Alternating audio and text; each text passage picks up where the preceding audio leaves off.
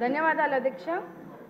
శాసనసభలో మొట్టమొదటిసారిగా మాట్లాడే అవకాశం కల్పించినటువంటి పూజ్యులు తండ్రి సమానులైన ముఖ్యమంత్రి వర్యులు శ్రీ నారా చంద్రబాబు నాయుడు గారికి, లోకేష్ అన్న గారికి, అలాగే మా సింగనమల నియోజకవర్గ ప్రజలందరికీ కూడా ధన్యవాదాలు, నమస్కారాలు అధ్యక్ష. కూటమి ప్రభుత్వం ఏర్పడినప్పటి నుంచి రాష్ట్ర ప్రజలందరూ సంతోషంగా ఉన్నారు అధ్యక్ష. ఎందుకంటే ఎన్నడూ లేని విధంగా 2.94 లక్షల కోట్ల బడ్జెట్ను అన్ని వర్గాల ప్రజలకు కేటాయించడం పట్ల ప్రజలందరూ హర్షం వ్యక్తం చేస్తున్నారు. మన ముఖ్యమంత్రి వర్యులు నారా చంద్రబాబు నాయుడు గారు అంటే ఆంధ్ర రాష్ట్ర ప్రజలకు ఒక నమ్మకము, ఒక ధైర్యం అధ్యక్ష.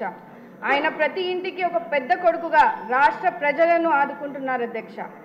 అలాగే రాష్ట్ర ప్రజల కోసం పాదయాత్ర చేసి యువత భవిష్యత్తు కోసం అహర్నిశలు కష్టపడుతున్న లోకేష్ అన్న గారు మా లాంటి యువతకు ఆదర్శంగా నిలుస్తున్నారు అధ్యక్ష. అంబేద్కర్ గారి రాజ్యాంగాన్ని మరియు వారి ఆశల అనుగుణంగా బడుగు బలహీన వర్గాలకు అభివృద్ధి బాటలు వేసేది మన కూటమి ప్రభుత్వం అని చెప్పడానికి ఎంతో సంతోషిస్తున్నాను అధ్యక్ష. బడ్జెట్ కేటాయింపులో ఎస్సీ, ఎస్టీ, బీసీ, మైనారిటీ మరియు ముఖ్యంగా మహిళలకు పెద్దపీఠం వేస్తూ సంక్షేమానికి బడ్జెట్ కేటాయించడంలో బడుగు బలహీన వర్గాలు ప్రజలు కూటమి ప్రభుత్వాన్ని పై ఎంత చిత్తశుద్ధి ఉందో తెలుస్తోంది అధ్యక్ష. విద్యారంగాన్ని బలోపేతం చేయడం ద్వారా భావితరాల బంగారు భవిష్యత్తుకు బాటలు వేయచ్చనే ఉద్దేశంతో పాఠశాల విద్యకు అలాగే ఉన్నత విద్యకు కూడా బడ్జెట్ కేటాయించడం పట్ల రాష్ట్ర విద్యార్థుల తరఫున ఆర్థిక మంత్రి వర్యులు పయాల్ కేశవ్ గారికి మరియు విద్యాశాఖ మంత్రి వర్యులు లోకేష్ గారికి ధన్యవాదాలు తెలియజేస్తున్నాను అధ్యక్ష. వైసీపీ హయాంలో 3,500 కోట్లు ఫీజు రియంబర్స్మెంట్లు బకాయిలు పెట్టి పేద విద్యార్థులను వేధింపులకు గురి చేశారు అధ్యక్ష.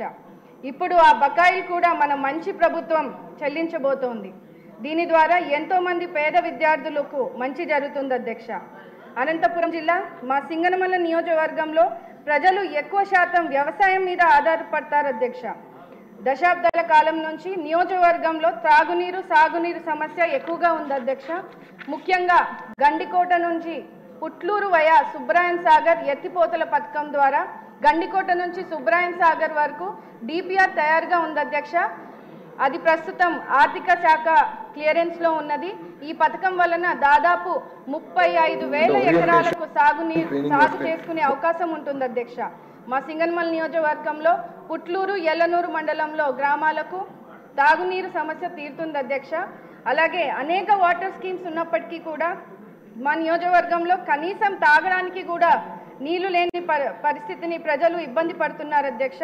తగు మౌలిక సదుపాయాల కోసం అదనపు బడ్జెట్ని కేటాయించవలసిందిగా కోరుతూ, అదేవిధంగా మా నియోజకవర్గంలో సింగనమల మండలం రాచేపల్లి పంచాయతీలో లిడ్ క్యాప్ కి సంబంధించినటువంటి లెదర్ ఫ్యాక్టరీ 42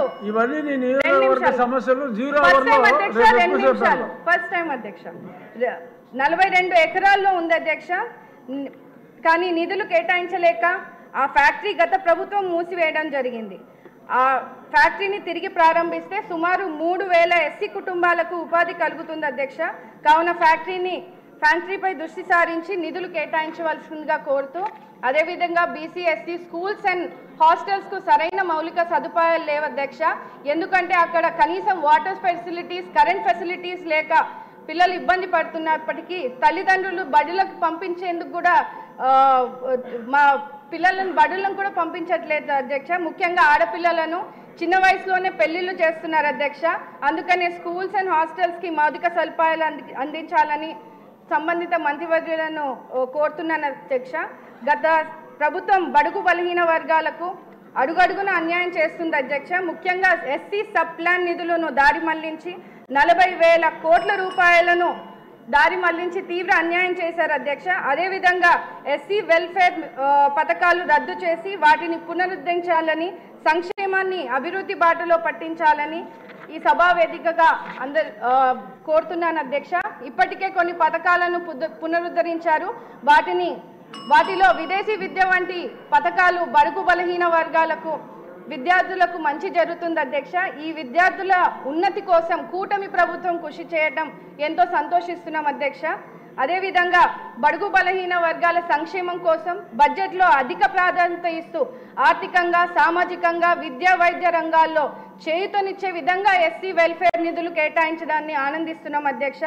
ఎన్ని అవాంతరాలు ఎదురైనా వెనుతిరగకుండా ముందుకు సాగుతున్నటువంటి లక్ష్యంగా బడ్జెట్ను రూపొందించారు. మా పరిస్థితులను అర్థం చేసుకొని మా జిల్లా మంత్రి వర్యులు పయ్యావుల కేశవ్ గారు మా వెనుకబడిన నియోజకవర్గంపై కొంచెం దృష్టి సారించి అదనపు నిధులు కేటాయించవలసిందిగా కోరుతూ ఆంధ్రప్రదేశ్ను పునర్నిర్మించి మళ్లీ ఇండియాలోనే నెంబర్ 1 రాష్ట్రంగా నిలిపే లక్ష్యంలో కృషి చేస్తున్నటువంటి మన ముఖ్యమంత్రి వర్యులు నారా చంద్రబాబు నాయుడు గారికి, డిప్యూటీ సీఎం పవన్ కళ్యాణ్ గారికి, ప్రధానమంత్రి నరేంద్ర మోడీ గారికి మనస్ఫూర్తిగా కృతజ్ఞతలు తెలియజేస్తున్నాను. నాకు అవకాశం ఇచ్చినటువంటి ఆనరబుల్ డిప్యూటీ స్పీకర్ గారికి ధన్యవాదాలు అధ్యక్ష. జై భీమ్.